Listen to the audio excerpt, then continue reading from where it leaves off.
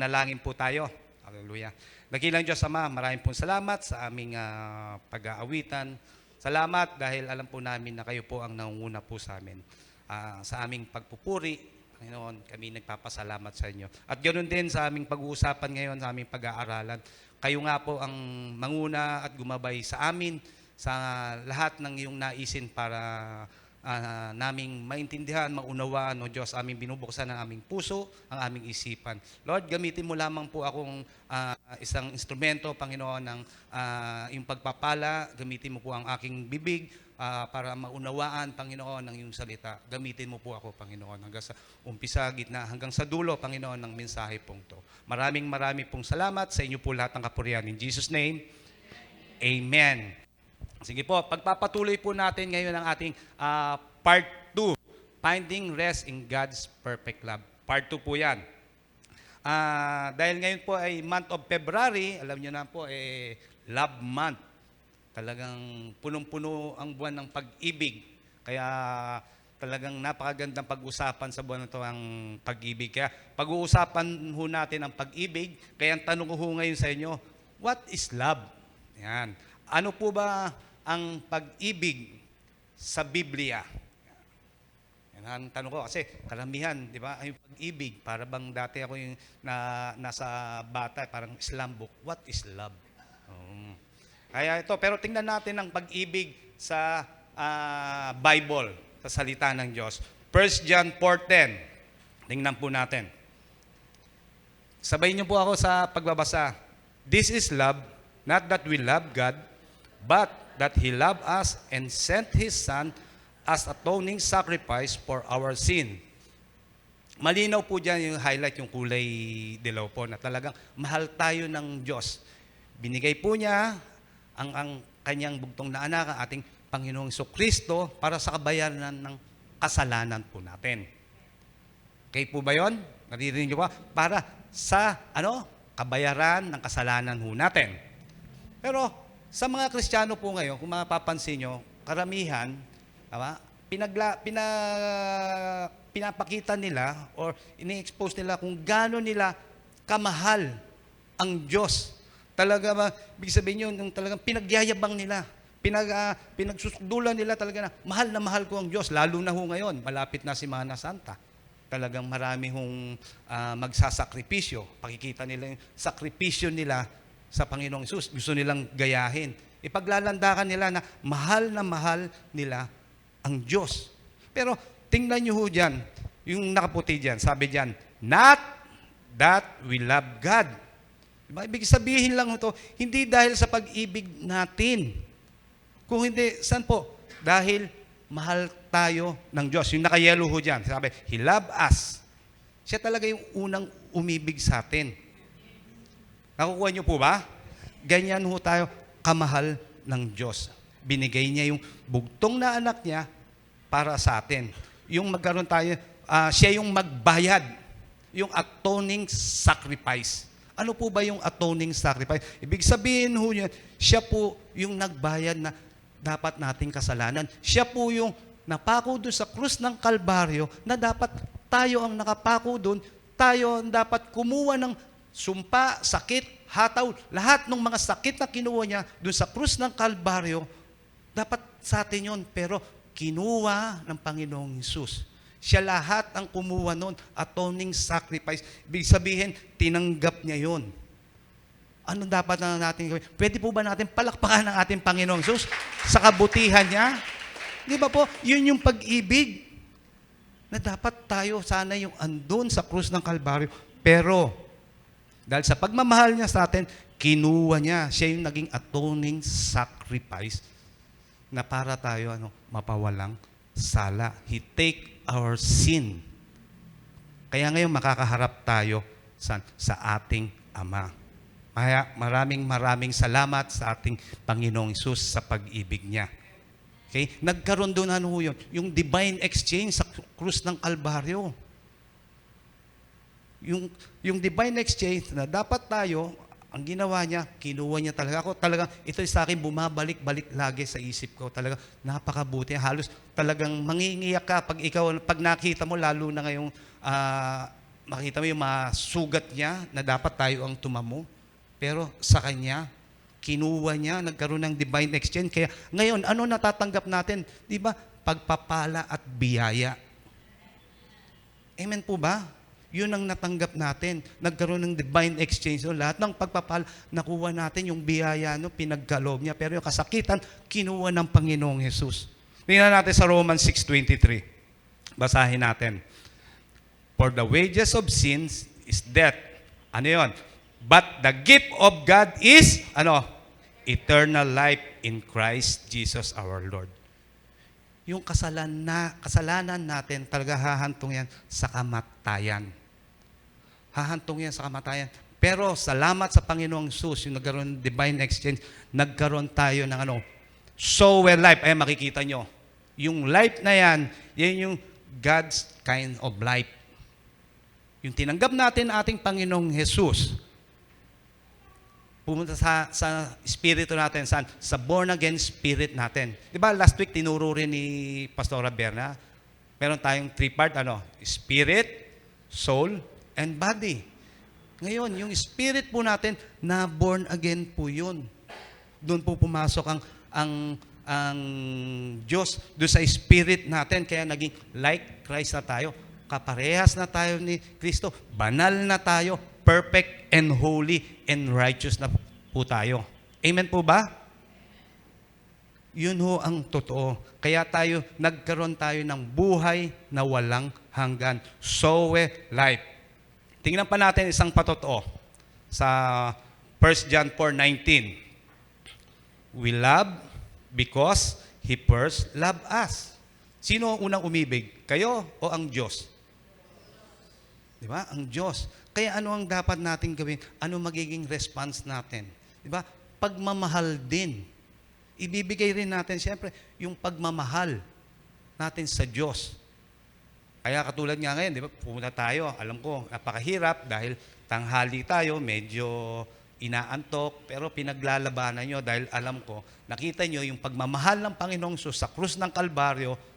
Ngayon, pupunta kayo dito. Siyempre, yun ang response nyo.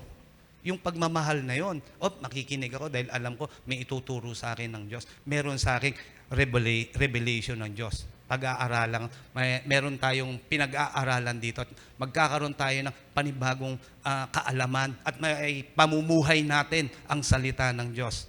Amen po ba? Dahil pag meron tayong natututunan dito, ina-apply natin sa buhay natin, nagbabago yung buhay natin. Nakikita sa atin yung pag-ibig ng Diyos umaapaw sa atin. Nakikita sa buhay nyo. Parang ganito lang ho yan eh. Ang kabutihan talaga ng Diyos, isipin nyo, yung hangin libre. Paano yan kung may bayad per liter? Sisingutin mo 1 liter. Diba? Pero dahil nga sa kabutihan ng Diyos, sa pagmamahal niya, libre yung hangin. Subukan nyo lang, kahit mga 20 minutes, huwag kayong huminga. Di ba? Mamatay kayo. Pero dahil nga yan, yung gift yan, regalo sa atin ng Diyos. Pagmamahal niya, pinakita sana. Kaya pagising pa lang natin sa umaga, dapat tayo nagpapasalamat na. Amen po ba? Ganun din, dito, sa mga nakikinig rin siguro sa podcast or sa platform natin, sa YouTube na, sa ating mga mag-asawa, diba? Kung babae at lalaki, dapat ang response ng isang asawa sa nagmamahal ng asawa, dapat hindi niya lulukuhin. Tama ba? Hindi natin lulukuhin yung kabiyak natin, yung mahal natin, dahil yung response niya, pagmamahal, babalik rin natin ang pagmamahal sa mga bata rin, sa mga anak.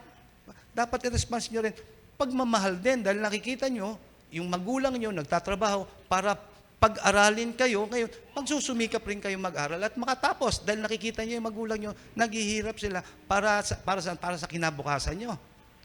Tama ba? Diba? Dapat ganun. Yung response din natin sa Panginoong Jesus, pagmamahal. Dahil pinakita niya yon sa krus ng Kalbaryo. Tingnan natin, Romans 5:5. Hindi tayo binibigo ng pag-asa sapagkat binuhos ng Diyos sa ating puso ang kanyang pag-ibig sa pamamagitan ng banal na Espiritu na ipinagkaloob sa atin. Ibig sabihin, nasa atin na, binuhos na yun, kaya nasa born again spirit natin, lalabas po yun. Yung pag-ibig na yun, talaga, kahit na ano gawin nyo, sinasabihan ka na masakit or whatever na ginagawa sa'yo, pero ang response mo, pag-ibig. Dahil nasa born again spirit mo, lalabas yung pag-ibig sa'yo. Tama po ba? Tingnan nyo ang Panginoong Hesus. Diba? Kahit na anong ginawa sa Kanya, pero ang response niya, pag-ibig sa atin. For God so loved the world that He gave His only begotten Son. Diba? Sinong manampalataya sa Kanya, ayaw niya mapahamak. Gusto niya magkaroon ng buhay na walang hanggan. Amen? Alam niyo po ba, nung Old Testament, meron ding prophecy si Ezekiel. Oh. Kasi dati, nung Old Testament, di ba, sabi lagi ng Panginoon, love your God with all your heart, your strength, di ba? Lahat yun, kailangan todo-todo. With all your minds, lahat talaga. Kung sabaga, mahalin mo siya ng lubos-lubos sa yung mga panahon ko. Siya, talagang itaya mo na lahat. Yung patot pananggulo. Ewan ko mga gano'n talagang. Itataya mo lahat. Mahalin mo siya ng lubos-lubos. Buong puso, buong isip, buong kaluluwa. Yan ang sabi ng Diyos sa Deuteronomy 6:5.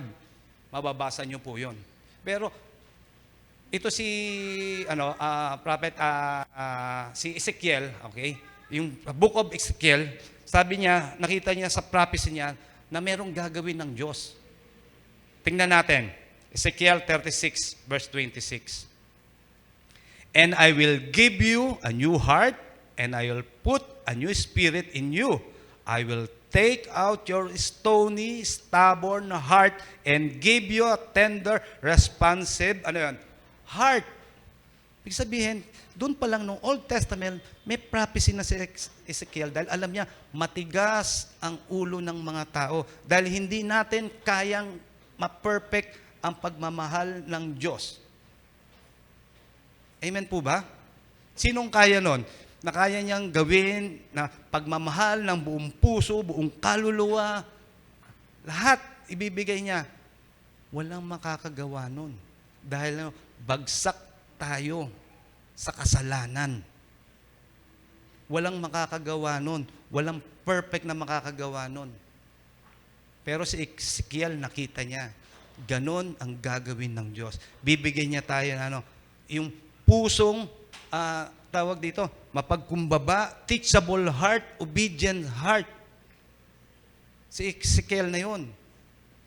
Nung Old Testament. Pero, ngayon, dahil salamat, dahil ito'y tinuturo sa atin ng mga apostol, di ba? Hanggang ngayon, nating pinag-aaralan, nakita natin yung pagmamahal sa atin ng Panginoong Hesus. Kaya yung tinanggap natin ng ating Panginoong Hesus, nabago yung ating puso.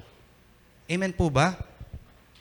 Di ba lahat ng mga tumanggap sa Panginoong Hesus na tunay, nagbago ang kanyang isip, nagbago yung kanyang puso. Hindi na naging matigas ang kanyang puso. Naging obedient heart na siya. Sumusunod na siya sa Panginoong Hesus. Alam na niya kung alin yung dapat at paano gagawin niya para lalo niya mapagsilbihan ang Panginoong Hesus dahil nakita niya yung pag-ibig na pinagkaloob sa kanya ng Panginoong Hesus. Yung natin sa Romans 6:17 hanggang 18. Tingnan niyo po ito, New Testament. Dati, nasa Ezekiel, nasa Old Testament. Tingnan natin. Basahin natin, sabay-sabay po But thanks be to God that you who were once slave of sins have become obedient from the heart to the standard of teaching which you have committed. 18. And having set free, saan? From sin, have become slave of righteousness. Kung mababasa nyo ho dyan, yung sin, saan tayo na slave of sin? Pakibasa, ano ho yun? Hamartia. Diba? Yan po yan yung Greek word po niyan, yung sin po niyan, yan yung sinful nature ho natin. Yan yung mga namana natin, saan? Kay Adan at Eva. Yung sinuko niya, na Adan at Eva, yung mga lahat na authorities kay Satan. nagkaroon pumasok yung sin. Kaya meron tayong sinful nature. Tingnan niyo yung mga bata.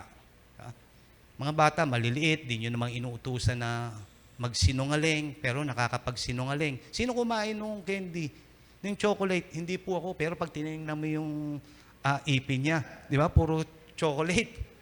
Tinuruan nyo ba? Meron kasi silang sinful nature. Meron yan. Meron ko sa bagay, pumapasok yan sa hibla ng tao. Yung nature niya ng tao ay talagang makasalanan. Kasi ang tao talagang patay eh. Dahil nung nagkaroon noon, hindi niya kilala ang Panginoong Hesus. Yung nature niya, para bang ang bilis lang niya magdesisyon ng magsinungaling, ang bilis lang niya magsabi ng hindi magandang bagay, magmura. Kasi nature yon. Pero ang ganda nung 18. Basahin nyo, and having set free. Yung nakilala natin ating Panginoong Sus, set free tayo, saan? Sa sin and become slave of righteousness. Ano ho yan yung righteousness? Sa Greek word, di kayo sune. Ibig sabihin, approved of God. Kaya tayo, di ba kanina, naging righteous tayo. We are holy and righteous dahil nung tinanggap natin ang ating Panginoong Hesus. Holy and righteous na tayo. Amen? Kaya sabihin mo sa katabi mo, you are holy and righteous. Yan. Huwag kayong mabibilaukan. Yan talaga ang totoo nung tinanggap nyo ang Panginoong Hesus. Naging matuwid kayo sa harapan ng Ama dahil sa ginawa ng Panginoong Hesus sa krus ng Kalbaryo. Amen po ba? 2 Corinthians 5:21. Pwede po ba natin palakpakan natin Panginoong Hesus? Ganun. Napalitan yung puso nating matigas. Talaga ko sa pinalitan niya ng pagmamahal. Naging tawag dito, magkaroon tayo ng pakumbaba. Naging iba yung ating paningin. Lahat ng makita natin ngayon, sa natin, pag-ibig ang pinagkakaloob natin. Binibigay natin dahil yun ang gusto ng Diyos. God is love. Kaya puro pagmamahal ang gusto natin ipaabot sa mga kapwa natin. Amen? Kaya ang tanong ko lang dyan, sige, meron na akong obedient heart. Paano ko naman po may express ang pagmamahal ng Diyos? Kaya, how to express God's love? Number 1, depend on Jesus' love for you. Hindi kung kanino, saan tayo magdidepend? Sa pagmamahal ni Kristo. Hindi kung kanino pa man. Basta lagi, tayo nakapokus tayo sa Panginoong Hesus. Doon tayo magdidepende sa Kanya. Kaya ngayon, magbibigay ako sa inyo ng dalawang senaryo, dalawang tagpo at dalawang karakter sa Bible. Tingnan po natin ito. Kung sino sila? Sila po ay si John at si Peter. Tingnan po natin yan. Kung paano nila ini-express yung pagmamahal nila sa Panginoong Hesus. Si Pedro at si Juan. Yan, sa Tagalog. Si Pedro ho, okay, siya po ay talagang, ibig sabihin ay medyo may dating, talagang makisig. Yan, talagang matipuno siguro talaga si Pedro. Lagi niyang pinagmamalaki yung pagmamahal niya sa Panginoong Hesus. Lagi niya kaya binuboast niya, mahal kita, Panginoong Hesus. Kung mababasa niyo sa John 13, kung umpisa pa lang yan, yung verse 1 pa lang yan, nagsisimula pa lang dyan ang Panginoong Hesus, hinuhugasan na sila ng paa. Pumapalag na kagad ito, kinikwento ko na lang po to.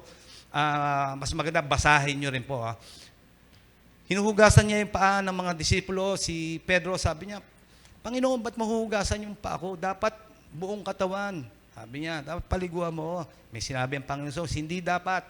Dapat pumalinis na ang paa, malinis na lahat. Pumapalag siya. Pero ngayon to, tingnan natin sa John 13:36. Tingnan niyo yung senaryo. Sabi ni Pedro, kung makikita nyo, isipin nyo, kung magkaroon kayo ng picture sa isipan nyo, kung gaano ginagawa ni Pedro. Sinabi ni Simon Pedro sa kanya, Panginoon, saan kayo pupunta? Sumagot si Jesus, kung saan ako pupunta, hindi ka makakasunod ngayon. Sa ngayon, subalit, makakasunod ka pagkatapos. Sabi ng Panginoon Jesus. 37, sinabi ni Pedro sa kanya, Panginoon, bakit hindi ako makakasunod sa inyo? Ngayon, ibibigay ko ang buhay ko para sa iyo. Nakuha niyo po? Sumagot uli ang Panginoong Jesus, ibibigay mo nga ba ang buhay mo para sa akin? Sabi ng Panginoong Jesus, tinitiyak ko sa iyo, titilaok lamang ang tandang pagkatapos mo akong ipagkaila ng 3 beses. Nakita niyo po ang heart dito ni Pedro na talagang gusto niya ipakita yung pagmamahal niya. Na talagang all out ako. All out ako sa iyo, Panginoon. Ibibigay ko ang buhay ko para sa mga nanliligaw, di ba? Pag mga una nanliligaw, ibibigay ko sa iyo ang langit at lupa. Wow! Mga tao sila, oh. Di ba? Pagkatapos, iiwang ka lang. Di ba? Parang hindi naman niya talaga ibibigay. Sandali lang, oh, ilalaglag ka na, iiwang ka na. Maraming ganyan, mga paasa. Mga paasa. Ang daming sinasabi, tapos iiwang ka rin pala. Oh. Ganon. Kaya pag talagang pipili kayo, medyo alam nyo, meron takot sa Panginoong Jesus. Talagang alam, hindi ka lolokohin. Oo. Huwag kayong paasa. Ito yung ginagawa ni Pedro eh. Pero mahal na mahal niya. Minamahal niya ang Diyos. Pero saan siya nakasandal? Sa sarili niyang pagmamahal. Pero binigyan ng warning ng Diyos. Ipagkakanulo mo ako, i-deny mo ako ng 3 beses. Nakita niyo po ba kung gaano magmahal si Pedro? Talagang all out siya. Pero pagdating ng dulo, makikita natin kung ano nangyari. Tingnan naman natin si John. Dahil nakita natin kung paano si Pedro, paano niya minahal ang Panginoong Jesus na talagang sinasabi niya, bibigay niya ang kanyang buhay. Sa sarili lang siya, umaasa niya. Pero tingnan natin si John. Basahin natin.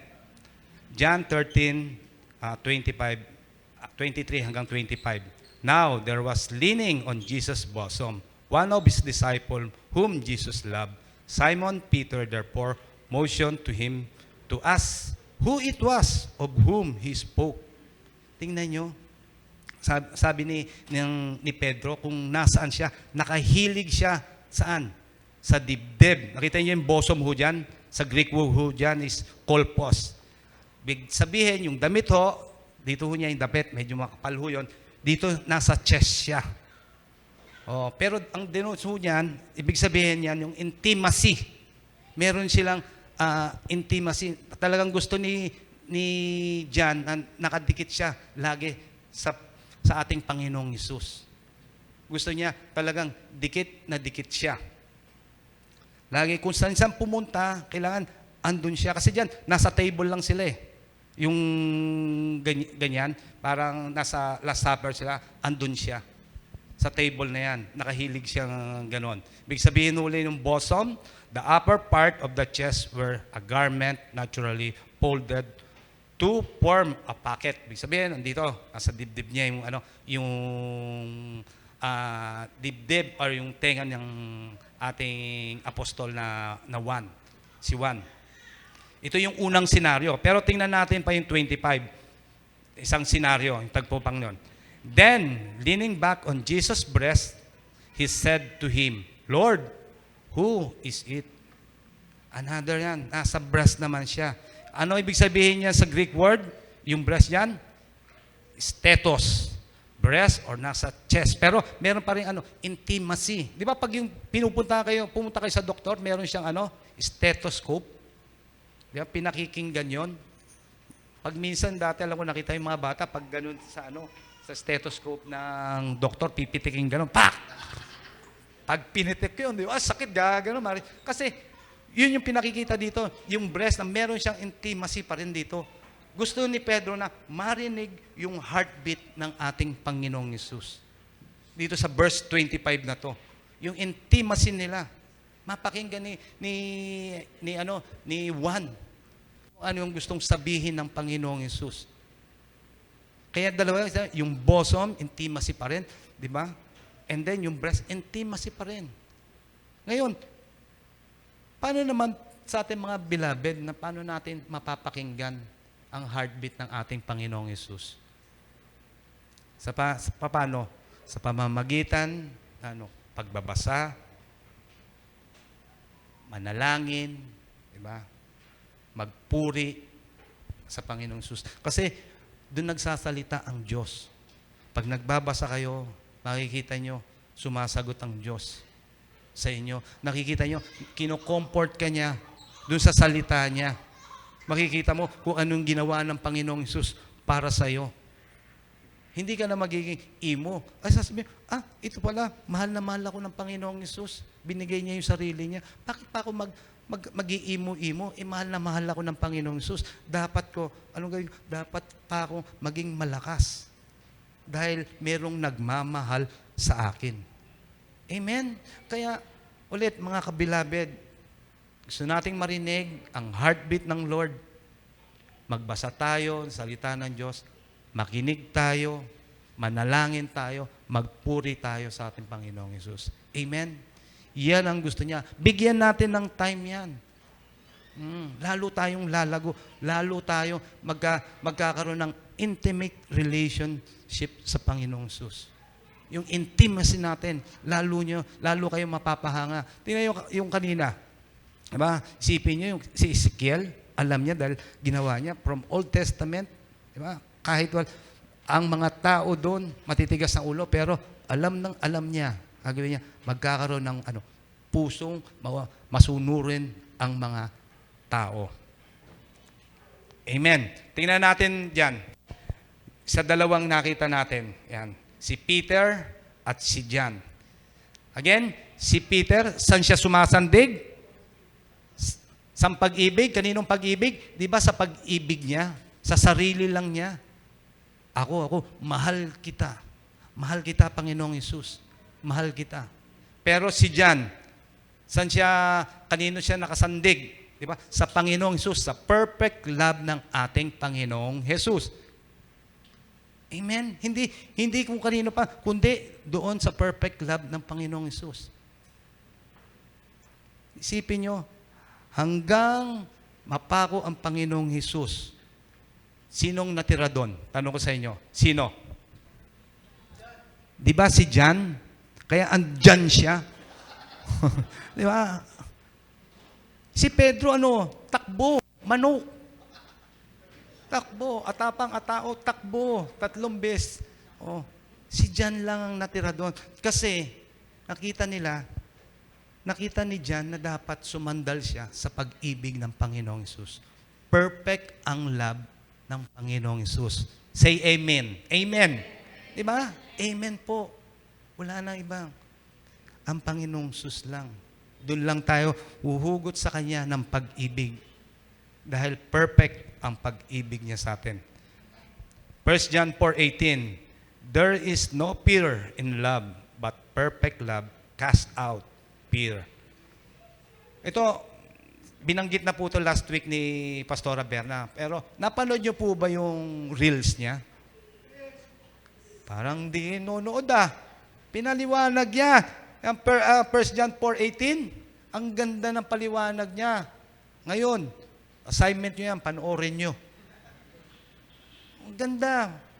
Talaga, hindi ka na matatakot. Sabi niya, di ba, hindi kayo agape love, hindi ka na matatakot. I-share niyo po yun, mga kabilabed, i-share niyo para mapakinggan ng buong mundo. Hindi dahil pastora natin siya, pero maganda yung mensahe at maganda rin siyempre si pastora. Di ba? Maganda yung mensahe. Diba? I-share natin yun. Pwede po ba? Share natin, ang ganda ng mensahe. Kaya, meron tayong mga reels dito sa mga kabilabed na i-share natin po para lumaganap ang mensahe ng biyaya. Amen po ba? Yun yung perfect love. Kaya ngayon, hindi na tayo matatakot. Anuman ang mga nangyayari sa atin, alam natin, kasama natin ng Diyos. Hindi niya tayo iiwan, hindi niya tayo pababayaan. Amen? Lalo sa ministry nito, kasama natin ang Panginoong Jesus. Amen? Pwede po ba natin palakpakan natin Panginoong Jesus? Siya ang nagtatag ng Beloved Grace Church. Amen? Siya ang pundasyon natin. Siya ang hahawak sa atin. Amen po ba? Tingnan na rin natin to. 2 Corinthians 5:14 hanggang 15. Tingnan natin yung si Apostol Pablo. Paano rin niya, yung mga nangyari sa kanya. Dahil tiningnan niya yung pag-ibig lang ng Panginoong Hesus. Di ba last week, dami nating pinag-aralan natin siya. Talaga yung paghihirap niya, yung mga persecution na nangyari sa kanya, pero nakatingin lang siya sa Panginoong Hesus. Pinagbabato na siya. Pinaghahagupit na siya. Lumubog na yung barko na sinasakyan niya, pero tuloy pa rin siya. Dahil nakita niya yung pag-ibig ng Panginoong Hesus. Ito. 2 Corinthians 5:14 hanggang 15. Ang pag-ibig ni Kristo ang naghahari sa amin. Kaninong pag-ibig? Di ba? Kay Kristo. Hindi sa kanila, hindi sa talino nila, hindi sa talino ni Apostol Pablo, kundi saan? Pag-ibig ni Kristo, sapagkat natitiyak naming may isang namatay para sa lahat, kung kaya't ang lahat ay mabibilang ng patay. Namatay siya para sa lahat upang ang mga nabubuhay ngayon ay wag nang mabuhay para sa sarili, kundi para kay Kristo na namatay at muling nabuhay para sa kanila. Pinakita lang dito ni Apostol Pablo na ngayon tayo'y nabubuhay. Dapat talaga turn our eyes to Jesus. Kung tayo'y nabubuhay, ito'y dapat para kay Kristo. Si Kristo makilala sa ating buhay. Hindi yung sarili nating kagalingan, hindi yung sarili nating katalinuhan. Kung hindi, si Kristo, yung biyaya niya na nag-uumapaw sa atin. Yung Galatians 2:20 nga sabi niya, di ba? Kasama, namatay na ako, di ba? Sa krus, kasama ko si Kristo. Hindi na ako ang nabubuhay ngayon, kundi ang nabubuhay sa akin ay si Kristo. Galatians 2:20. Di ba? Ang nabubuhay na sa Kanya si Kristo, dapat ganun. Ang buhay natin ngayon, dapat na kay Kristo na. Si Kristo na ang tinataas ng buhay natin. Amen po ba?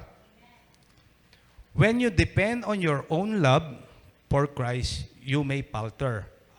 However, when you rest in Christ's unwavering love for you, you will find strength even in the times of crisis. Diba? Ang ganda. Hindi na yung sa atin kalakasan. Dahil pag tayo, manlulupay-pay lang ho tayo. Pero, pag yung pag-ibig ng ating Panginoong Sus, para tayong agilang pumapagaypay sa taas. Di ba?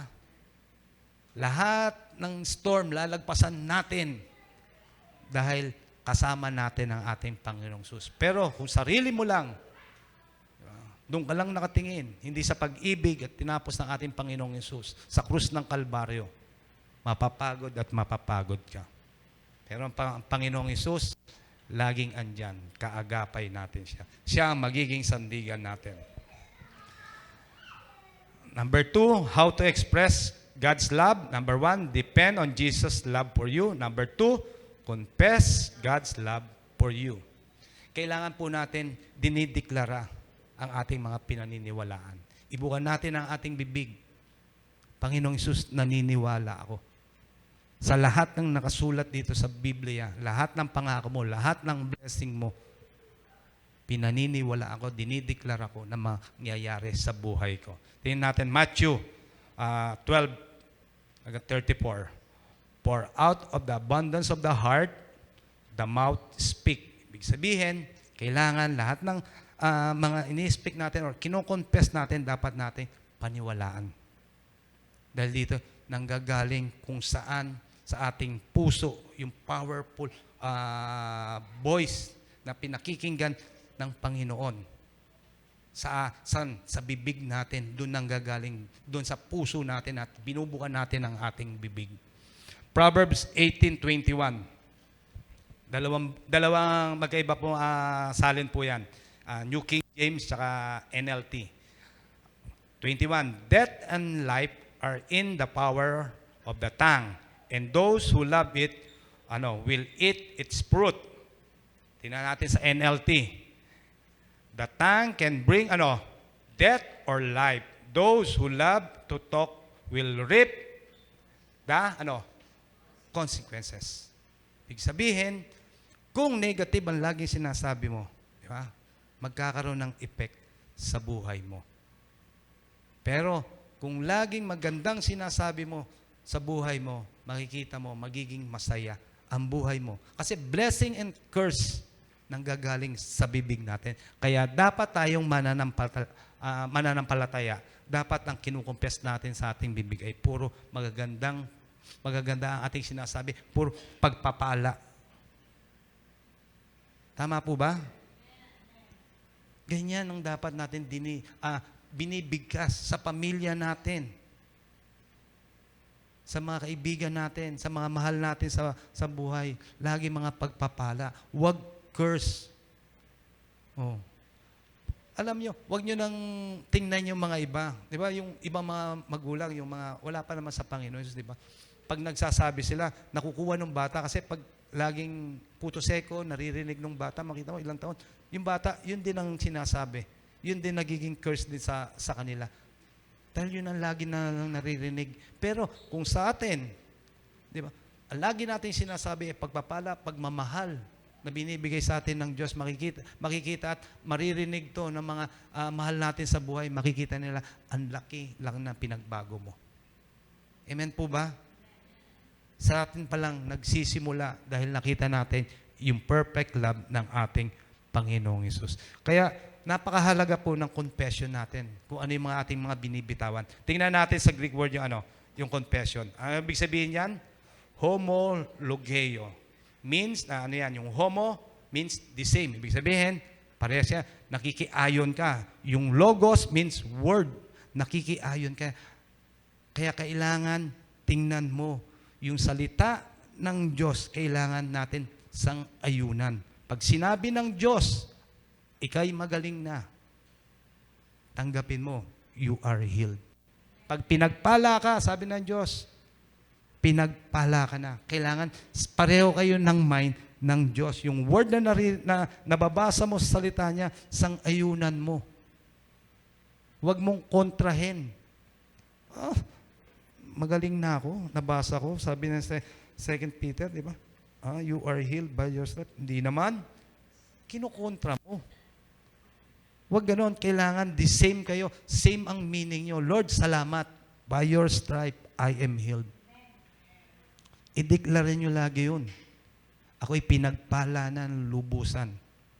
Lagi yung dideklara sa buhay nyo. Umaga pa lang, I am blessed. And I am highly favored na. Saan man ako pumunta, kasama kita, Panginoong Hesus. Paniwalaan natin ang salita ng Diyos.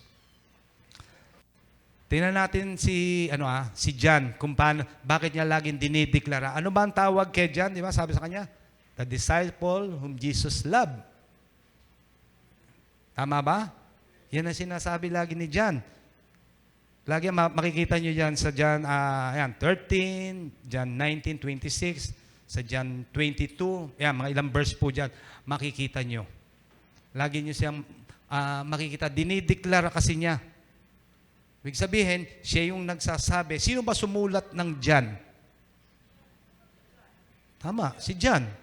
Parang lalim nung inisip nyo. Parang napaisip kayo, di ba? Si John. Ibig sabihin lang yun, dinideklara niya, doon sa sinulat niya, na talaga siya'y mahal na mahal ng Diyos. Nakikisang-ayon siya. Pinaniniwalaan niya yung dinideklara niya na mahal siya ng Diyos. I'm the beloved Son of Jesus. Amen? Marami yan. Kaya ngayon, basahin natin dito po sa mga ilang sulat ni John. John 21, 20. Then Peter, turning around, saw the disciple whom Jesus loved. Tingnan nyo. Ano yung nire-refer niya sa sarili niya? Ano sabi? Yung kulay dilaw, pakibasa. The disciple whom Jesus loved. Ibig sabihin, pinoproclaim niya lagi yan, na siya mahal na mahal ng Diyos. Siya ay disipulo na minamahal ng Panginoong Hesus. Diyan, sa 19 naman, tingnan natin yung pangalawa. When Jesus therefore saw his mother and the disciple whom he loved. Oh. Sabi ng Panginoong, sinabi ni Apostol John uli yan, na siya'y mahal na mahal ng Diyos. Siya yung disipulo. Lagi niyang pinoproklama yun. Lagi niyang sinasabi sa kanyang buhay, sa lahat ng mga nangyayari sa kanya. Kaya anuman ang larangan ng pinagdadaanan natin ngayon, bawat isa, hindi ko po alam sa inyo, ideklara nyo po na ang pabor at pagpapala ng Diyos ay nasa inyo. Amen? Kasi yan yung ginagawa ni John eh. Dinideklara niya. Actually, tayo mga Pilipino may tawag dyan eh. Parang yung bansag ba? Lalo na Pilipino. Yan, mahilig magbansag yan. Yan si Pedrong Bukol. Oo, bakit? Kasi lagi nabubukulan. Oo, di ba? Oo. So, ano mga ano natin binabansag. Oh, kaya si John ganun din. Tayo ngayon, magbansag tayo sa sarili natin na mahal tayo ng Diyos. Amen. Ang Pilipino talaga napakahilig talaga magbansag niyan. Oh. Ayun si Pepeng ang tawag dito, yung Pepeng talisod. Kasi lagi natatalisod. Gano'n mahilig ang Pilipino sa ganyan. Pero si John, pinakikita niya, lagi na binabansagan din siya. Sabi niya, the disciple whom Jesus loved. Amen po ba? Kaya, ang sumulat ng John, siyempre, si John din. Kaya pinakikita niya yung sarili niya na mahal siya ng Diyos. Oo. Pinakikita niya, hindi yung yung sarili niyang pagmamahal na katulad kay Pedro. Si Pedro talagang all out. Pero pagdating ng dulo, iiwanan ka. Sa salita lang magaling. Pero pagdating sa dulo, iniwanan niya ang Panginoong Hesus dahil nakasandal siya dun sa sarili niyang pagmamahal. Pero kung tayo, kinukonfess natin na tayo mahal na mahal ng Diyos, mangyayari yan. Pwede po ba yun? Sabihin natin. Halimbawa, sasabihin ko I am Martin, the disciple whom Jesus loved. Pwede po ba yun? Banggitin nyo, isama nyo yung pangalan nyo. Huwag ako, yung pangalan nyo. I am, pangalan nyo? The disciple whom Jesus loved. Parang hirap ba sa English? Di ako na lang. Pangalan ko na. Ako, si Martin, na mahal ng Diyos. Yun. Okay, sabihin nyo, mga 3 beses para mamakat sa isip nyo. Sige, lakasan nyo. Kasi, ako.